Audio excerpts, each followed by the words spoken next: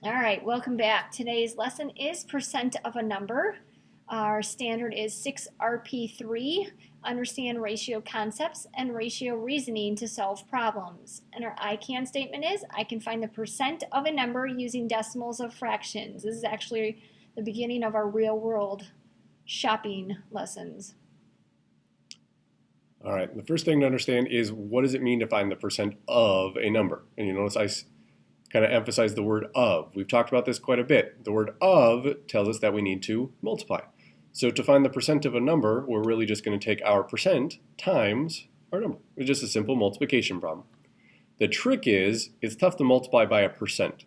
So we need to turn the percent into something that we can multiply with. In this case, decimals or fractions. All right, so the first example is 15% of 300, and we need to change the percent into a fraction. So get your heading down and all three of your examples down and then press play.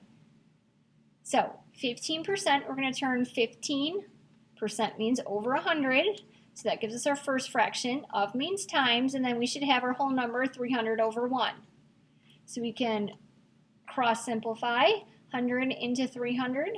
100 divided by 100 is 1.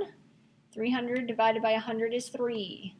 Hopefully this is all coming back to you. And then it's top times top. 15 times 3 is 45. Just for those of us who forgot, 45 over 1 is 45. So let's try 25% of 328. So 25% is 25 over 100. Of means times 328. I'm going to start by simplifying my percent, just because that one I know I can simplify a little easier. 25 and 100 can each be divided by 25. Hopefully you're starting to recognize that that's really just the fraction 1/4 times 328 over 1. Those are both even numbers, so I can divide them both by 2. Let's do 4 and save us some trouble. But we can actually multiply them or divide them both by 4. If you're not sure, do a quick problem off to the side. 328 divided by 4. 4 goes into 32 8 times. Bring down our 8. 4 goes into 8 2 times. So this simplifies down to be 82. This gives us a 1. And then we multiply. 1 times 82 is 82. 1 times 1 is 1. So our answer is 82. So the numbers are a little bigger, so you have to take your time with your simplifying. All right, we have 220% of 65. So we start out by putting 220 over 100. Of is times 65 over 1. We really should start by simplifying 220 over 100 because it is too large to work with. So let's divide by 10.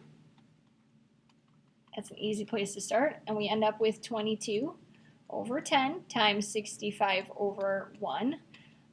We can even bring the 22 over 10 divided by 2 and make that 11 over 5.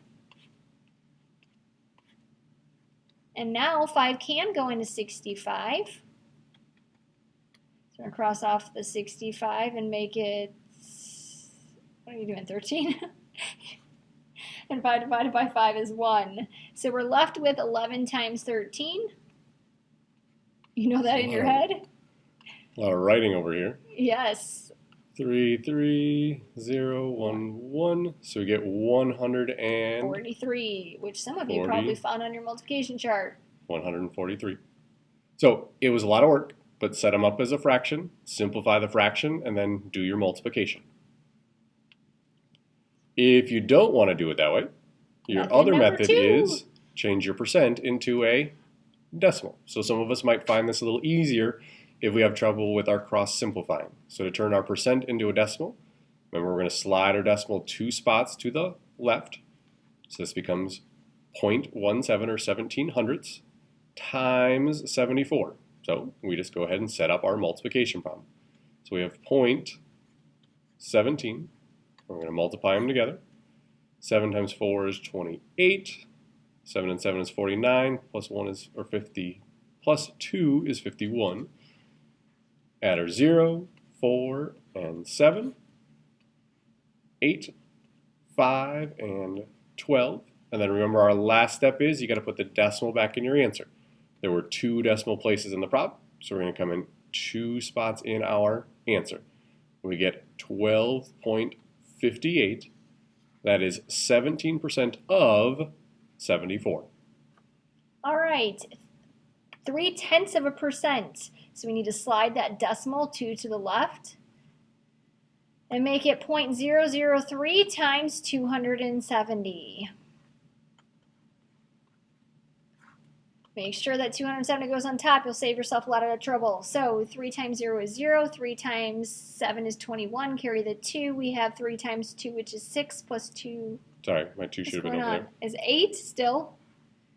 And then we are done multiplying. We need to play the decimal game. So we got 3 after the decimal point in the problem. Count over 3 starting from the right, and you get 81 hundredths or 810 thousandths, depending on however you want to do it.